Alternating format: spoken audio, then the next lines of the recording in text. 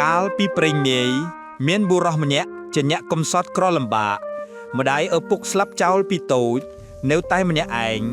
តែងរកស៊ីចិញ្ចឹមអាត្មាគ្រាន់តែឆ្អាត់ពោះដល់បុរសនោះចម្រើនធំដឹងសេចក្តីឡើងក៏ចង់ដឹងថាក្នុងនគរនោះនឹងមានស្ត្រីពិតម្ដាយពិតឪពុកពិតឬទេថ្ងៃមួយស្ដេចក្នុងនគរនោះទ្រង់គិតធ្វើបុណ្យកំសាន្តសប្បាយមួយស្ដេចទ្រង់មានព្រះបន្ទូលហៅនាម៉ឺនធំម្នាក់ឲ្យចូលមកគាល់មកដល់ទ្រង់បង្គាប់ឲ្យនាម៉ឺននោះចេញទៅធ្វើរោងសង់សាលាបុណ្យនៅត្រើយស្ទឹងម្ខាងឯស្ទឹងនោះមានស្ពានសួរឆ្លងទេនាម៉ឺននោះទៅធ្វើរោងសង់សាលារួចស្រេចវិលមកក្រាបទូលស្ដេចទ្រង់ឲ្យរៀបភ្ញីផ្កាស្លាមលូគ្រប់បរិខាជារណ្ដាប់បុណ្យហើយស្ដេចយាងចេញកាន់ចុងព្រះរាជរោងដោយជួនជុំមន្ត្រីតូចធំហែស្ដេចយាងចូលរោងបុណ្យឯបុរសនោះឮថាស្ដេចធ្វើបុណ្យដូច្នោះក៏មានសេចក្តីត្រកអរដោយចង់ដឹងថាក្នុងនគរនោះមានស្ត្រីពិតម្ដាយពិតឪពុកពិតឬទេហើយបុរសនោះដើរទៅនៅក្រោមស្ពានធ្វើជាអង្គុយស្ទូចត្រីស្ដេចទ្រង់យាងទៅឯសាលាបុណ្យមុនគេនៅតែអស់ញាក់នឹងព្រះរាជបុត្រីស្ដេចដល់វេលារសៀលអស់ញាក់នឹងព្រះរាជបុត្រីស្ដេចនោះក៏រៀបខ្លួននឹងទៅចូលរោងបុណ្យឯព្រះរាជបុត្រីស្ដេចនោះកំព្រាពុំមានព្រះវិដាមេដាខ្សែប្រជញ្ញចៅនាងតាំងអំពីតូចម្លេះលូអស់ញាក់នឹងពួកស្រីស្នំក្រមការឆ្លងស្ពានហួរអស់ទៅ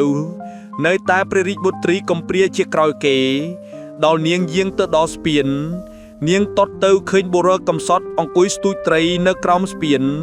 នាងឈប់ពុំហ៊ានយាងហួរទៅអស់ពួកស្រីបរិវារស៊ូថាម្ចាស់ដោយម្ដេចបានជាឈប់ទើបនាងមានព្រះបន្ទូលសវនីប្រាប់ទៅអស់ពួកស្រីថាបានជាខ្មុំឈប់ត្បិតមានបុរសម្នាក់នៅអង្គុយក្រៅស្ពានទៅដោយម្ដេចនឹងបានអស់ស្រីសាវលិចថាម្ចាស់យាងទៅមិនអីទេខ្លាចថយមនុស្សកំសត់ដូចមនុស្សឆ្កួតនាងឆ្លើយឡើងថាគុំស្រដីដូច្នោះមិនត្រូវទេធម្មតាគេជាប្រុសទុកជាគេឆ្កួតព្រើល្ងងខ្លៅដូចម្ដេចក៏ដោយក៏យើងជាស្រីមិនត្រូវដើររំលងក្បាលគេទេអស់ពួកស្រីវាស្ដីឲ្យថាណែញាក់កំឡោះអង្គុយស្ទូចត្រីក្រៅស្ពានដើរចេញម្ចាស់យាងទៅធ្វើបុណ្យបុរសនោះឮស្រីស្រដីថាដូចម្ដេចក៏មិនដើរចេញធ្វើជាមិនឮឯនាងជាបុត្រីស្ដេចក៏ស្រដីឲ្យបុរសកំសត់នោះថាណែអ្នកស្ទូចត្រីអញ្ជើញចេញពីក្រោមស្ពានទៅឲ្យខ្ញុំសុំផ្លូវទៅផងបុរសនោះឮនាងជាបុត្រីស្ដេចនិយាយដូច្នោះក៏ក្រោកដើរចេញតយងយទៅផ្ទះអាត្មាវិញឯនាងបុត្រីស្ដេចឃើញចៅបុរសនោះដើរហួសទៅទើបនាងហ៊ានឆ្លងទៅធ្វើបុណ្យជាមួយនឹងស្ដេចជាឪពុកដល់ពេលធ្វើបុណ្យរួចស្រេចបរិបូរណ៍ស្ដេចក៏វិលមកព្រះដំណាក់វិញលុះថ្ងៃក្រោយបុរសនោះគិតក្រុងចិត្តនឹកចង់ចូលទៅគាល់ស្ដេចក៏រៀបខ្លួនបោយនៅភៀបខ្លួនជាអ្នកកំសត់ក្រលំបាករៀបរួចចេញដើរពីផ្ទះអាត្មាទៅដល់មាត់ទ្វារវាំងក៏ចូលទៅដោយបំណងនឹងគាល់ស្ដេចឯពួកទាហានចាំទ្វារវាំងវាខាត់មិនឲ្យចូលថាចៅបុរសឯងរូបក៏អាក្រក់សម្ពត់ក៏ចាស់ដាច់មិនគួរនឹងចូលក្នុងទីវាំងស្ដេចទេបុរសនោះគិតក្នុងចិត្តថាអញគិតធួដូចម្ដេចឲ្យបានជៀបដល់ស្ដេចនឹងឲ្យហៅអញចូលហើយនិយាយទៅនឹងពួកទាហានចាំទ្វារថាអ្នកកុំខាត់ខ្ញុំត្បិតខ្ញុំឃើញក្នុងនគរស្ដេចឥតមានស្ត្រីពិតម្ដាយពិតឪពុកពិតឬទេចៅបុរសនិយាយតែកណោះក៏អង្គុយស្ងៀមនៅមាត់ទ្វារនោះទៅពុំនិយាយស្ដីនឹងអ្នកណាទៀតឡើយលុះស្ដេចចេញកាន់ចុងព្រះរាជរោងអស់នាម៉ឺនធំតូចក៏មកជួបជុំគ្នាគាល់ស្ដេចនាយទាហានចាំទ្វារសង្ស័យណាស់ក៏ចូលទៅក្រាបទូលស្ដេចថាមានចៅបុរសកំសត់ម្នាក់មិនដឹងមកពីណាចង់ចូលមកគាល់តែទូលបង្គំជាខ្ញុំខាត់មិនឲ្យចូលត្បិតបុរសនោះស្លៀកសម្ពត់ដាច់លេចមុខលេចក្រោយ តែចៅបុរសនោះនិយាយនឹងទូលព្រះបង្គំជាខ្ញុំថាអ្នកឯងមិនត្រូវខាត់ខ្ញុំទេត្បិតខ្ញុំយល់ឃើញថាក្នុងនគរនេះគ្មានស្ត្រីពិតម្ដាយពិតឪពុកពិតចៅបុរសនិយាយតែប៉ុណ្ណេះក៏នៅស្ងៀមទៅស្ដេចទ្រង់ជ្រាបដូច្នោះទ្រង់សួរទៅនាយទាហានថាចុះឥឡូវចៅបុរសនោះនៅឯណានាយទាហានទូលថានៅឯមាត់ទ្វារវាំងទើបស្ដេចមានព្រះបន្ទូលថាបើដូច្នោះអាមាត្យឯងទៅហៅវាមកមើលអាមាត្យរត់ទៅហៅបុរសអង្គុយនៅមាត់ទ្វារប្រាប់ថានេចៅបុរសស្ដេចមានព្រះបន្ទូលឲ្យចៅបុរសឯងចូលទៅចៅបុរសនោះក៏ដល់ទៅជាមួយនឹងអាមាត្យទៅដល់ហើយក្រាបថ្វាយបង្គំស្ដេចហើយអង្គុយគល់ក្នុងទីដ៏សមគួរទៅស្ដេចទតឃើញអាមាត្យនាំចៅបុរសនោះមកដល់ទ្រង់មានបន្ទូលថាចៅបុរសឯងនិយាយថាក្នុងនគរអញនេះគ្មានស្ត្រីពិតម្ដាយពិតឪពុកពិតទេតើចៅបុរសឯងថាដូច្នោះមែនឬដូចម្ដេចចៅបុរសក្រាបទូលថាសូមទ្រឹងព្រះមេត្តាប្រោសក្នុងទីព្រះនគររបស់ល្អងធូលីព្រះបាទនេះគ្មានស្ត្រីពិតម្ដាយពិតឪពុកពិតទេទូលព្រះបង្គំជាខ្ញុំថាមែនក្នុងទីព្រះរាជវាំងមានតែញីទូលព្រះបង្គំជាខ្ញុំថាមែនម្ដាយពិតឪពុកពិតគ្មានទូលព្រះបង្គំជាខ្ញុំថាមែនហើយចៅបុរសទូលតបទៅនឹងស្ដេចទៀតថាសូមទ្រង់ព្រះមេត្តាប្រោសឯស្ត្រីពិតមានតែមួយគឺជាព្រះរាជបុត្រីពៅព្រះករណាពិសេសនេះទើបហៅស្ត្រីកបនរលះជាក់ជាស្ត្រីពិតមែនស្ដេចទ្រង់យល់ដោយចៅបុរសនោះថាមែនទើបមានព្រះបន្ទូលសួរថានេចៅបុរសដោយម្ដេចហៅថាស្ត្រីពិតដោយម្ដេចហៅថាម្ដាយពិតឪពុកពិតម្ដាយពិតឪពុកពិតនោះមានតាល្អងធូលីព្រះបាទយាងចេញពីព្រះនគរទៅស៊ើបរកផ្ទាល់ព្រះអង្គទេបានបើល្អងធូលីព្រះបាទរកបាននៅទីណាស្រុកណាភូមិណាសូមល្អងធូលីព្រះបាទទ្រង់ធ្វើតាមសពព្រះរាជហឫទ័យដែលទ្រង់គិតឃើញដូចម្ដេចលុះទ្រង់ពិសោធន៍គ្រប់ចម្ពោះទៅហើយពុំមានថាអ្វីទើបហៅពេញជាស្ត្រីពិតម្ដាយពិតឪពុកពិតស្ដេចទ្រង់ជ្រាបសពគ្រប់ប្រការហើយទ្រង់នឹកក្នុងព្រះចិន្តាថាចៅបុរសនេះនិយាយត្រីប្រកបហើយទ្រង់ព្រះរាជទាននៅមាសប្រាក់សម្ពុតអាយឲ្យចៅបុរសនោះទ្រង់ផ្ដាំថាចៅបុរសឯងកុំទៅណាឆ្ងាយនៅចាំអញបើអញរកស្ត្រីពិតម្ដាយពិតឪពុកពិតបានហើយអញវិលមកវិញថ្ងៃណាអញនឹងឲ្យចៅបុរសឯងធ្វើជាធំលើសគេទាំងពួងហើយស្ដេចទ្រង់បង្គាប់នៅមឿនធំម្ញាក់ឲ្យធ្វើផ្ទះមួយឲ្យចៅបុរសនោះនេះទ្រង់ផ្ដាំនៅមឿននោះឲ្យជប់លៀងចិញ្ចឹមចៅបុរសនោះរៀងទៅក្នុងពេលដែលស្ដេចទ្រង់យាងចេញจากព្រះនគរទៅរកស្ត្រីពិតម្ដាយពិតឪពុកពិតនោះស្ដេចមានបន្ទូលថាហៅនៅមឿនធំម្នាក់ដែលជាអ្នកសម្រេចរាជការក្នុងព្រះនគរឲ្យមើលរក្សាព្រះរាជវាំងត្បិតទ្រង់នឹងយាងចេញរកស្ត្រីពិតម្ដាយពិតឪពុកពិតហើយទ្រង់រៀបដំណើរភៀសព្រះអង្គជាបុរសកំសត់ម្នាក់យាងចេញទៅគង់វេលាយប់ស្ងាត់ពុំឲ្យនរណាមួយដឹងឡើយឲ្យដឹងតែបុត្រីដែលជាធំនិងចៅបុរសនោះប៉ុណ្ណោះហើយស្ដេចយាងទៅធ្វើជាអ្នកកំសត់លំបាកពុំឲ្យនរណាស្គាល់ជាស្ដេចឡើយស្ដេចយាងទៅដល់ស្រុកមួយជាព្រំព្រះនគរឃើញតាចាស់យាយចាស់ប្តីនឹងប្រពន្ធស្ដេចក៏ចូលទៅសុំសំណាក់នៅផងដូនតានោះក៏ព្រមឲ្យនៅដល់នៅយូរបន្តិចទៅ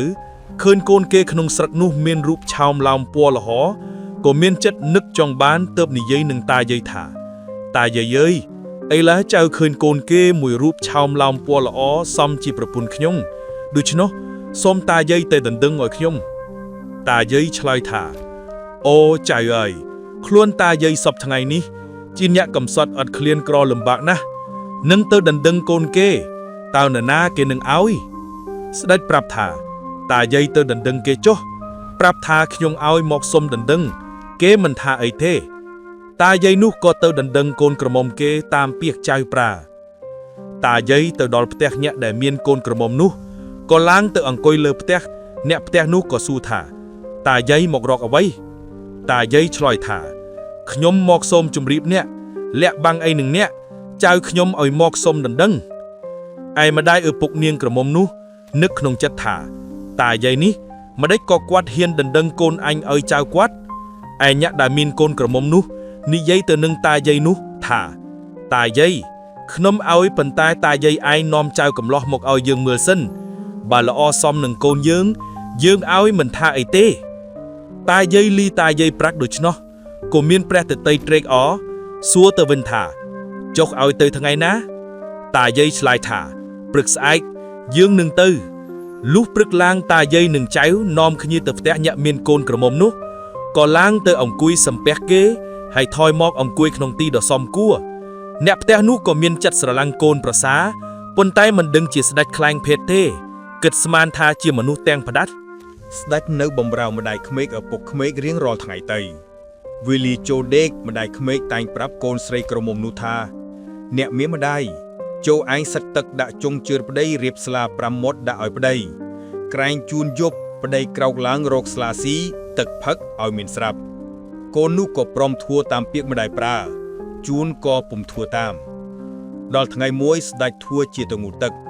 ម្ដាយក៏ប្រាប់កូនថានាងម្ដេចមិនយកផ្ដិលទៅតាមប្តីងូទឹកនាងជាកូនក្រមុំនោះក៏ពុំទៅតាមពាក្យម្ដាយប្រើស្ដេចនោះទៅយូរបន្តិចក៏វិលមកវិញដល់វេលាល្ងាចស្ដេចធ្វើជាផឹកស្រាស្រវឹងពុំដឹងខ្លួនក្អួតក្អែប្រើប្រាស់ខ្លួនននាលពីផ្ទះល្វែងផ្ទះឯម្ដាយក្មេកឃើញកូនប្រសាស្រវឹងក៏ស្គីប្រាប់ទៅកូនក្រមុំថានាងឯងម្ដេចមិនយកទឹកទៅលាងកំអួតកូនក្រមុំឆ្លើយថាទេមនុស្សអីប្រមឹកស្រាដូច្នោះស្ដេចឮដូច្នោះព្រឹកឡើង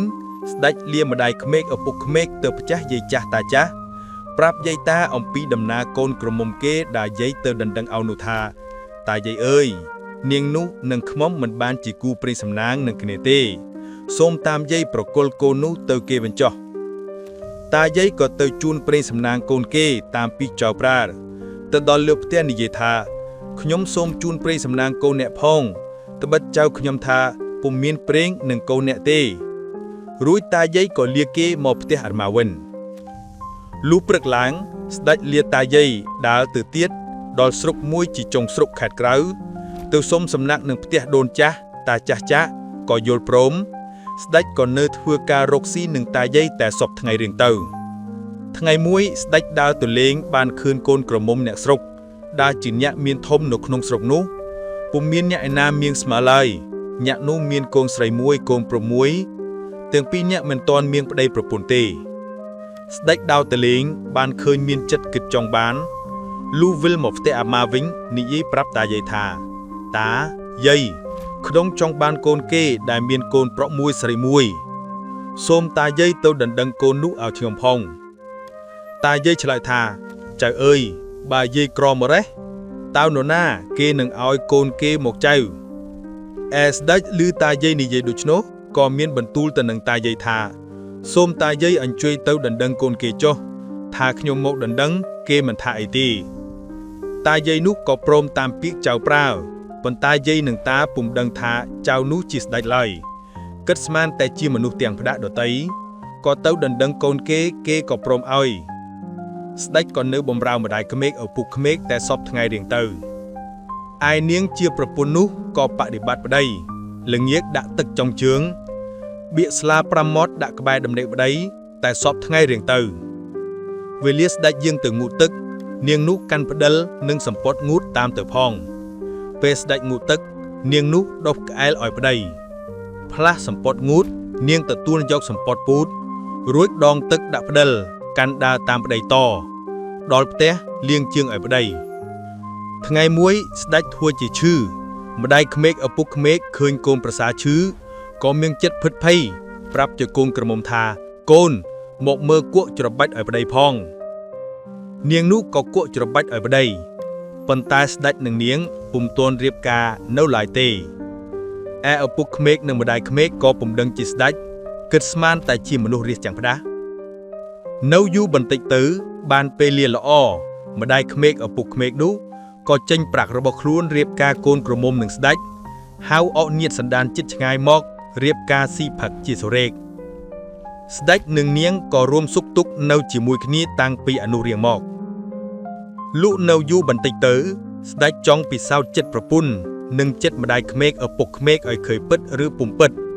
ស្ដេចក៏ធ្វើជាផឹកស្រាលាងបៀចាញ់គេមកទារប្រាក់និងរកប្រាក់ឲ្យគេគ្មាន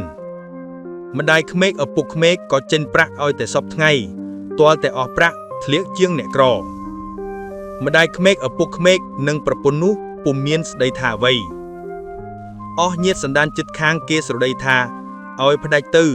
កុំឲ្យកូនទៅអាចង្រៃនេះវាមិនគិតធ្វើការរកស៊ីដូចគេទាំងពួង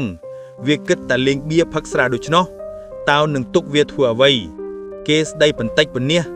ម្ដាយឪពុកនោះក៏មិនឯស្ដេចនោះយល់ឃើញថាម្ដាយក្មេកឪពុកក្មេកក្រលំបាកសម្បត្តិមានតែខ្លួនហើយក៏ឈប់លេងល្បែងចេះតែដេកមិនមានគិតរកស៊ីអ្វីប្រើតែប្រពន្ធឲ្យធ្វើនំលក់គ្រាន់តែឆ្អែតពោះឯម្ដាយក្មេកឪពុកក្មេកព្រមទាំងប្រពន្ធនឹងមានស្ដីអ្វីឲ្យធ្ងន់ពាក្យឲ្យកូនប្រសាតូចចិត្តក៏គ្មានស្ដេចទ្រង់នឹកក្នុងប្រចន្តាថាចៅបុរសមានប្រាជ្ញាយល់ការជ្រៅជ្រះថាឲ្យអញរកម្ដាយពិតឪពុកពិតប្រពន្ធជាស្ត្រីពិតនេះហៅពេញជាត្រូវឥឡូវអញរកបានហើយល្មមអញតែងព្រះបន្ទូលប្រាប់ទៅសេនាបតីឲ្យរៀបរាជយាននៅពលថ្មើរជើងតាមមុខងារដំរីសេះរាជរដ្ឋមកទទួលអញចោះទ្រង់ក៏តែងព្រះបន្ទូលប្រាប់ទៅសេនាបតីមានសេចក្តីថាឲ្យរៀបដំរីសេះរទេះរាជយានពូថ្មើរជើងទៅទទួលស្ដេចត្បិតស្ដេចរកប្រពន្ធជាស្ត្រីពិតម្ដាយពិតឪពុកពិតបានហើយឲ្យយកគ្រឿងឥសរិយយសទៅថ្វាយជាឆាប់មួយទៀតបើបំរើនាំព្រះបន្ទូលមកដល់ឲ្យរៀបទទួលជប់លៀងតាមឋានៈជាបងថ្លៃស្ដេចតែងរួចស្រេចទ្រង់ដាក់ក្នុងបំពង់បិទមាត់បំពង់ចិត្តពុំឲ្យបងថ្លៃនោះដឹងសេចក្តីហើយស្ដេចប្រាប់ទៅបងថ្លៃថាអ្នកបងអើយអញ្ជើញមកអាយខ្ញុំចង់ឲ្យអ្នកនាំសម្បុត្រទៅឲ្យនាម៉ឺនដែលជាធំនៅក្នុងវាំងលួងនោះតើអ្នកបងហ៊ានទៅឬទេបងថ្លៃឮប្អូនប្រៅដូច្នោះក៏ព្រមទៅតាមហើយចេញដំណើរទៅសួរគេចាប់តែតាមផ្លូវទៅដល់ស្រុកមួយសួរគេថាអ្នកអើយផ្លូវណាទៅវាំងស្ដេចអ្នកស្រុកនោះប្រាប់ថាផ្លូវនេះហើយទៅវាំងស្ដេចបងថ្លៃស្ដេចនោះក៏ចេះតែដើរសួរគេតែរៀងទៅលុះដល់ទៅមាត់ទ្វារវាំងក៏សួរនាយទាហានយាមទ្វារថា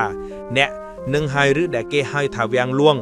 នាយទាហានសង្ស័យក៏សួរថាអ្នកឯងមកពីណាបានជាមកសួររកវាំងលួងបងថ្លៃស្ដេចឆ្លើយថាខ្ញុំនាំសម្បុត្រប្អូនខ្ញុំមកឲ្យនាម៉ឺនធំដែលនៅក្នុងវាំងនេះ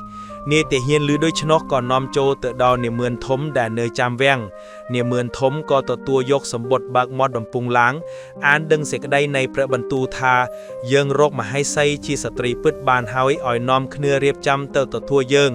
ឯបំរើដែលនាំព្រះបន្ទូលនេះត្រូវជាបងថ្លៃយើងបើបានមកដល់ឲ្យអ្នកទទួលរៀបជប់លៀងតាមភាពជាព្រះញាតិស្ដេចនាម៉ឺនធំនោះក៏ចាត់សម្បុត្រឲ្យកែនដំរីសេះរទេះរាជយានពោថ្មើរជើងតែដោយមុខងារមុខក្រសួងផ្សេងឯបងថ្លៃស្ដេចគេរៀបទទួលតាមដោយបែបយ៉ាងជាព្រះនាថមានពូកព្រែព្រំជាមចំខ្នើយខ្នោតំកតំកាងរុងរឿងក្រៃពេកហើយគេរៀបភោជនីហាវសុទ្ធសឹងតែល្អស្អាងស្អាតដាក់នឹងភាជៈមាសលើកយកមកទទួលឲ្យអ្នកជាបងថ្លៃស្ដេចដែលនាំសម្បុត្រស្ដេចនោះមកឯអ្នកជាបងថ្លៃស្ដេចនោះហេតុតែខ្លួនជាអ្នកនៅស្រុកក្រៅឆ្ងាយពុំដែលស្គាល់ស្ដេចស្ទើរតែពុំហ៊ានបរិភោគភោជនាហារដែលជារបស់ល្អថ្លៃនោះឡើយលុះតែនាម៉ឺនធំគេបង្ខំឲ្យបរិភោគទើបហ៊ានបរិភោគតែចាំគុណមើលបើគេបែរមុខចេញដៃលោកបន្លំយកនំចំណីលាក់ទុកផ្ញើប្អូនត្បិតខ្លួនមិនដែលបានចំណីល្អបរិភោគគិតក្រែងស្ដេចប្អូនថ្លៃនោះមិនដែលបានដូចខ្លួនដែរលុះបរិភោគរួចនាម៉ឺននោះទឿនថាអ្នកនឿយព្រួយសូមអញ្ជើញសម្រានទៅអ្នកបងថ្លៃស្ដេចក៏ស្ទើរពុំហ៊ានដេកលុះព្រឹកឡើងនិយាយនឹងនាម៉ឺនថាខ្ញុំចង់លាទៅវិញត្បិតប្អូនខ្ញុំផ្ដាំឲ្យបាដលឲ្យឆាប់វិលទៅវិញនាម៉ឺននោះក៏ចាត់ចែងឲ្យរៀបភោជនាហារឲ្យបរិភោគរួចក៏លានាម៉ឺនដែលជាធំនោះត្រឡប់មកផ្ទះវិញលុះមកដល់ស្ដេចជាបងថ្លៃសួរថាម៉េចអ្នកបងអញ្ជើញទៅជួបនឹងនាម៉ឺនគេទេឯបងថ្លៃប្រាប់ស្ដេចជាបងថ្លៃថាជួបស្ដេចថាចော့គេរាប់អានទេបងថ្លៃថាគេរាប់អានបងណាស់ស្ដេចឮថានាម៉ឺនគេរាប់អានណាស់ក៏ទ្រង់ញញឹមហើយបងថ្លៃនោះយកនំចំណីដែលលាក់យកមកឲ្យស្ដេចជាបងថ្លៃដោយវាចាថានៃប្អូនបងលាក់នំគេពីវាំងស្ដេចយកមកផ្ញើប្អូនឯងពិសាមើលឆ្ងាញ់ណាស់ស្ដេចថាបងពិសាចុះបងថ្លៃថាទេប្អូនពិសាមើលឯស្ដេចទ្រង់ព្រះតម្រិះថាបើមិនសោយក្រែងបងថ្លៃនោះដឹងថាខ្លួនជាស្ដេចទ្រង់សោយតែបន្តិចទ្រង់លែងតែទ្រង់ញញឹមថាឆ្ងាញ់មែនហើយអ្នកបងលុះដល់កំណត់7ថ្ងៃអស់សេនាបតីមន្ត្រីតូចធំ ប្រជុំជួបជុំទៅទទួលស្ដេចរៀបជាក្បួនហែមកដល់ទីស្ដេចគង់នោះអកអ្នកស្រុកក៏ផ្អោចលាចររវល់ភិតភ័យនាំកូនចិញ្ចូមចៅរឹតទីពឹងពួនដោយគិតស្មានតែទ័ពពុំដឹងជាគេមកទទួលស្ដេចសោះលុះនាម៉ឺនគេចូលមកចិត្តផ្ទះដែលស្ដេចគង់នោះម្ដាយក្មេកឪពុកក្មេកក៏ផាត់ភ័យរត់ចូលទៅប្រាប់កូនប្រសាឯក្នុងផ្ទះថាកូនអើយទ័ពមកពីណាច្រើនណាស់ឬគេមកចាប់កូនត្បិតកូនលេងបៀចំពាក់គេទេដឹងអើយស្ដេចឮម្ដាយក្មេកប្រាប់ដូច្នោះក៏ទ្រង់ម្នីចេញទៅរានហៅមុខផ្ទះអស់ណាម៉ឺនទាំងពួងមានក្រឡាហោមយមរាជចក្រីវាំងជាដើមឃើញស្ដេចទ្រង់ឈរនៅរៀនហាលក៏សុទ្ធតែដើរអោនតចូលមកក្រាបថ្វាយបង្គំស្ដេចក៏រាល់គ្នាស្ដេចមានប្រើបន្ទូលថាអស់ណាម៉ឺនក្រឡាហោមយមរាជចក្រីវាំងសុខសប្បាយរាល់គ្នាទេឬអស់ណាម៉ឺនឆ្លើយព្រមគ្នាថាព្រះករណាថ្លៃវិសេសសុខសប្បាយជាទេឯម្ដាយក្មេកឪពុកក្មេកលតែភ្ញាក់ខ្លួនព្រើតនិយាយគ្នាខ្សឹបថាកូនប្រសាយើងស្ដេចទេតើឯពួកបងប្អូនញាតិសន្តានដែលនៅជិតខាងក៏ភ្ញាក់ខ្លួនរកគ្នាលន់មាត់ថាយាយវើយលេងមិនបាំងទេស្ដេចទេតើហើយមានចិត្តគិតបារម្ភភ័យតែរៀងខ្លួនក្រែងស្ដេចយកទោសត្បិតខ្លួនយល់ទាស់មិនចូលចិត្តនឹងស្ដេចថាស្ដេចចេះតែលេងបៀផឹកស្រាមិនរកស៊ីដល់ដឹងជាស្ដេចក៏ភ័យក្រោយរាល់គ្នាអស់ណាម៉ឺនក្រាបទូលសួរស្ដេចថាសូមទ្រង់ព្រះមេត្តាប្រោសព្រះរាជទេពីដែលអង្គធូលីព្រះបាទថារកបានហើយនោះតើនៅឯណាទើបស្ដេចទ្រង់មានព្រះបន្ទូលប្រាប់ថាឲ្យទៅលក់នំលោតទៅហើយអស់ណាម៉ឺនឮស្ដេចថាប្រើឲ្យទៅលក់នំលោតក៏ញញឹមរាល់គ្នាហើយក្រាបទូលថាទ្រង់ប្រើឲ្យទៅលក់នំលោតឯណាស្ដេចទ្រង់មានព្រះបន្ទូលថាទៅលក់នំលោតនៅភូមិគេខាងជើងអស់ណាម៉ឺនបានដឹងដូច្នោះក៏រៀបយានទៅតាមស្ដេចទ្រង់មានព្រះបន្ទូលថាបើទៅតាមត្រូវមើលតែអ្នកណាពាក់អាចកំបុតដៃទូលអីចាស់យួរឆ្នាំងស្កររិតម៉ត់នឹងហើយប្រពន្ធយើងណាម៉ឺនទាំងនោះក៏ចាត់ណាម៉ឺនមួយពួកឲ្យនាំព្រះរាជទាយានទៅតាមជួបនឹងនាងមកពីលោកនំលោតក៏ស្រែកហៅថានាងម្ចាស់ឈប់សិននាងឮណាម៉ឺនដែលទៅទទួលនាងស្រែកហៅដូច្នោះគិតស្មានថាជាគេមកចាប់ខ្លួនហើយនាងក៏រត់ចូលព្រៃកាត់តម្រង់មករកផ្ទះប្រកាសដែលលោកនំលោតនោះក៏ជ្រុះបាត់ខ្លះក្នុងព្រៃទៅនៅសល់តែបន្តិចបន្តួចដល់មុខផ្ទះមើលទៅមុខផ្ទះឃើញមនុស្សច្រើនត្រៀបត្រាគិតថាគេមកចាប់ប្តីទាថ្លៃបៀគេហើយនាងក៏រលះរលាំងឡើងទៅសួរប្តីថាគេមកពីណាច្រើនម្លេះស្ដេចប្តីទ្រង់ប្រាប់នាងថាគេមកទទួលបងទេនាងម្ដាយហៅកូនទៅខ្សឹបប្រាប់ថាប្តីនាងជាស្ដេចទេតើនាងកូនឮម្ដាយប្រាប់ទើបដឹងប្តីជាស្ដេចឯមន្ត្រីដែលទៅតាមនាងវិលមកគាល់ស្ដេចទ្រង់សួរថាមិនឃើញទេឬមន្ត្រីទូលថាឃើញប៉ុន្តែក្រែងមិនមែនទូលព្រះបង្គំហៅមិនឈប់សោះចេះតែរត់ស្ដេចទ្រង់មានព្រះបន្ទូលថាមកដល់ហើយមន្ត្រីទាំងនោះយកគ្រឿងប្រដាប់សម្រាប់ទ្រង់តម្កល់លើជើងពៀនមាសលើកយកទៅថ្វាយទាំងទឹកអប់ជួងច័ន្ទពីដោឈ្ងុយឆ្ងប់ស្ដេចនឹងនាងទ្រង់ស្រង់ជំរះព្រះអង្គរួចទ្រង់ប្រងផត់ស្រែកសង្វាកងកល្អក្រៃពេករួចស្រេចស្ដេចនឹងនាងអញ្ជើញម្ដាយឪពុកនិងបងប្រុសឲ្យឡើងជិះដំរីសេះទៅអស់ណាម៉ឺនក៏ហែស្ដេចទៅចូលព្រះរាជវាំងដល់ហើយទ្រង់គង់នៅចុងព្រះរាជរោងទ្រង់ឲ្យហៅបុរសនោះមកប្រាប់ថាចៅបុរសឯងមើលនេះហៅជាស្ត្រីពិតម្ដាយពិតឪពុកពិតមែនឬមិនមែនទេចៅបុរសនោះក្រាបបង្គំទូលថានេះហើយហៅពេញជាស្ត្រីពិតម្ដាយពិតឪពុកពិតសូមទ្រង់ជ្រាបទើបស្ដេចឲ្យរៀបអភិសេកនាងឡើងជាអគ្គមហេសីឯបងប្រុសនោះទ្រង់តាំងឲ្យធ្វើជាអគ្គមហាសេនាម្ដាយទ្រង់តាំងជាសម្ដេចវររាជជននីឪពុកទ្រង់តាំងជាព្រះវររាជជនករួចជាសូរ៉េចស្ដេចឲ្យទៅយកយាយចាស់តាចាស់ដែលដណ្ដឹងនាងថ្វាយស្ដេចនោះមកធ្វើផ្ទះឲ្យនៅហើយទ្រង់ឲ្យចិញ្ចឹមថែរក្សាតទៅយូរបន្តិចទៅស្ដេចទ្រង់នឹកភ្ញុកថាចៅបរិសនេះមានគុណនឹងអង្គហើយមានប្រាជ្ញាយល់ការៈជ្រៅស្គាល់លក្ខណៈស្រីប្រុសហើយទ្រង់ឲ្យហៅមន្ត្រីមកទ្រង់បង្គាប់ឲ្យសង់រោងការអភិហពិពាហ៍សម្រាប់មង្គលការផ្សំគុំព្រះរាជបុត្រីនិងចៅបរិសនោះរៀបចំរួចស្រេចស្ដេចទ្រង់អភិសេកបរិសនោះនឹងព្រះរាជបុត្រី ឪជាមហាឧបរាជក៏នៅជាសុខសប្បាយតទៅដល់ស្ដេចទ្រង់ព្រះចរាទ្រង់ដាក់រាជឲ្យមហាឧបរាជជាព្រះរាជបុត្រសោយរាជស្នងព្រះអង្គរក្សាអាណាប្រជានុរាស្ត្រជាសុខសប្បាយតទៅហោងប្រាជ្ញបុណ្យផងកើតដោយប្រណិតបាត់